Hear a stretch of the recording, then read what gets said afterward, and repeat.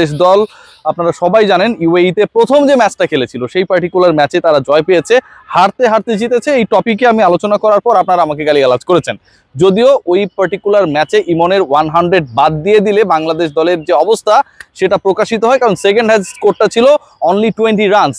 I am not anymore discussing about that particular match. আপনারা সবাই জানেন আজকে আরো একটা ম্যাচ রয়েছে, বাংলাদেশ দলের জন্য শুভকামনা।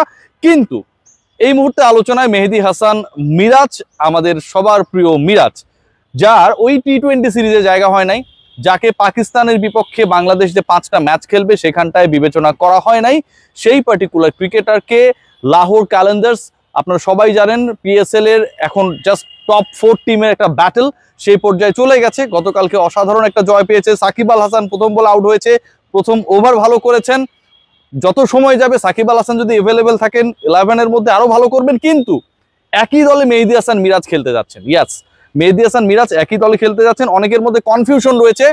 1 নাম্বার কনফিউশন হচ্ছে তার এনওসি কোন অবস্থায় রয়েছে, সেই কনফিউশন দূর করব। 2 নাম্বার কনফিউশন হচ্ছে তিনি কবে ট্রাভেল করবে, সেই কনফিউশন দূর করব। 3 নাম্বার কনফিউশন হচ্ছে মিরাজ কিভাবে পিএসএল এ হুট করে দল পেয়ে গেল, সেই কনফিউশন দূর করব। নাম্বার 1 কনফিউশন, মিরাজ কি এনওসি পাবেন কিনা, কখন নাগাদ এই এনওসি ইস্যু হতে পারে।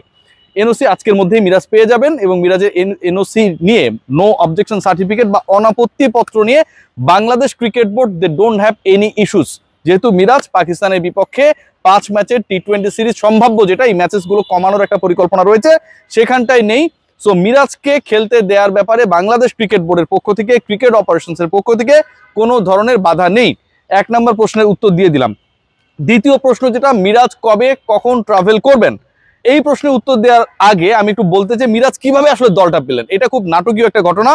গতকাল মধ্যরাতে আসলে মিরাজের দল কনফার্ম হয়েছে। যে কাহিনীগুলো আসলে কেউ জানেননি এতক্ষণ পর্যন্ত, আপনাদেরকে জানাই। গতকাল মধ্যরাতে মিডনাইটের দিকে মিরাজের দল কনফার্ম হয়েছে। মিরাজের এজেন্ট যিনি, তিনি মোটামুটি চেষ্টা করেই যাচ্ছিলেন যে মিরাজ পিএসএল এ খেলবেন এবং সেখানটায় গিয়ে মিরাজ তার পারফরমেন্সটাকে শো করবেন। সো ফাইনালি আসলে লাহোর কালেন্ডার্সকে যিনি ডিল করছিলেন এবং বাংলাদেশে মিরাজকে যিনি ডিল করছিলেন, এই দুপক্ষের যে প্যাচ আপটা সেটা হয়েছে গতকাল মিডনাইটে। আজকে ভোরবেলা মেহেদী হাসান মিরাজ জানতে পেরেছেন দ্যাট তিনি পিএসএল এর জন্য সিলেক্টেড, লাহোর তার ব্যাপারে ইন্টারেস্টেড এবং লাহোরের এজেন্টের মাধ্যমে অথবা তাদের ম্যানেজমেন্টের মাধ্যমে সেটা মিরাজের এজেন্টকে আজকে ভোরবেলা জানানো হয়। এরপরে যে প্রসেস, সেই প্রসেসটা মেহেদী হাসান মিরাজ শুরু করেন, কারণ খেলতে যাবার আগে ডেফিনেটলি আপনারা সবাই জানেন যে no objection certificate is must. সেই প্রসেসটা মিরাজ শুরু করেছেন, অ্যাপ্লিকেশন করেছেন, কাগজপত্র জমা দিয়েছেন। বাংলাদেশ ক্রিকেট বোর্ড এখন শুধু ইস্যু করার অপেক্ষায় রয়েছে। এবং ফোর্থ যে পয়েন্ট, হুট করে মিরাজ কিভাবে দলে ঢুকে গেল সেটার যে ব্যাখ্যাটা আমি শুনেছি, মানে আমি সবগুলোই আপনাদের একাডেমিক আলোচনা করছি কারণ যারা আসলে এটার সাথে জড়িত তাদের সাথে আমার কথা হয়েছে। সেটা হচ্ছে আপনারা সবাই জানেন সিকান্দার রাজা একই দলের হয়ে খেলছেন। তিনি সম্ভবত কোনো একটা ইন্টারন্যাশনাল সিরিজের ব্যস্ততার কারণে অ্যাভেলেবেল থাকবেন না। তো যেহেতু পিএসএল এর শিডিউলটা পিছিয়ে গেছে, আপনারা সবাই জানেন ভারত পাকিস্তান ওয়ারের কারণে, এবং সেই শিডিউল পিছিয়ে যাওয়ার কারণে অনেক চেঞ্জেস এসেছে। সেই চেঞ্জেসের একটা পার্ট হচ্ছে রাজার না থাকে, আর মিরাজ ওই জায়গাটাতে আসলে রাজ করার জন্য যেতে চান এবং তাকে পিক করতে চায়। মোস্ট ইম্পর্টেন্ট পার্ট যেটা, সেটা হচ্ছে Shakib and Miraz they are going to play for the same team. এর আগে আমরা দেখেছি এই দলের হয়ে রিশাদকে অংশগ্রহণ করতে। সো ওভারঅল যে সিচুয়েশনটা দাঁড়িয়েছে এটা কিন্তু আমাদের জন্য অনেক বেশি গর্বের।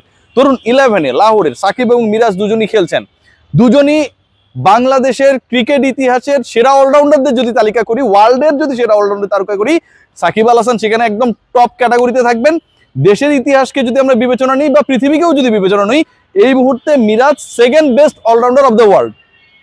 সাকিব আল হাসান যেহেতু ইন্টারন্যাশনাল ক্রিকেটের মধ্যে নেই, তিনি ওই র্যাঙ্কিং এর মধ্যে আসছেন না সঙ্গত কারণে। মিরাজ হচ্ছে সেকেন্ড বেস্ট, মানে সাকিবের সাকসেসর হিসেবে তিনি কাজ করতেছেন। সো ওই জায়গায় এই দুজন ক্রিকেটারের পুরো ধরনটাই আলাদা। একজন বাঁ হাতে ব্যাট করে, আরেকজন ডান হাতে ব্যাট করে, একজন অফ স্পিন করে, আরেকজন বাঁহাতি অর্থোডক্স, এবং দুজনে একসাথে প্রচুর ম্যাচেস খেলেছেন। সবশেষ বাংলাদেশ প্রিমিয়ার লিগ বিপিএল এর টুর্নামেন্টের সেরা ক্রিকেটার ছিলেন মেহেদী হাসান মিরাজ। তার দল কিন্তু ফাইনাল পর্যন্ত যেতে পারে নাই, কিন্তু তিনি ছিলেন। তার মানে এই ফরম্যাটে মেহেদী হাসান মিরাজ, বাংলাদেশ ক্রিকেট বোর্ড তাকে যেভাবে ট্রিট করে তার থেকে অনেক উঁচু মানের ক্রিকেটার। সো এটা লাহোরের জন্য একটা অনেক বড়, আমার কাছে মনে হয় যে গেম চেঞ্জিং প্ল্যান, যে মেহেদী হাসান মিরাজকে ইনক্লুড করা এবং সাকিব মিরাজ একসাথে থাকলে সেই ম্যাচটা দেখতে গিয়েও আসলে একটা অন্যরকম রোমাঞ্চ আমাদের কাজ করবে। একটা বেনিফিট অফ ডাউট থাকবে যে মিরাজ খারাপ করছে, সমস্যা নেই, সাকিব ভালো করেছে। এই যে একটা মানে আলোচনা, এই যে একটা উত্তেজনা, এই যে একটা এক্সাইটমেন্ট, সেটা কিন্তু লাহোর কালেন্ডার্সের হয়ে এই দুজন যখন 11-এ নামবেন, হোপফুলি নামবেন, তখন কিন্তু আমরা দেখতে পাবো। এখন যে সেকেন্ড প্রশ্নের উত্তরটা আমি দেইনি সেটা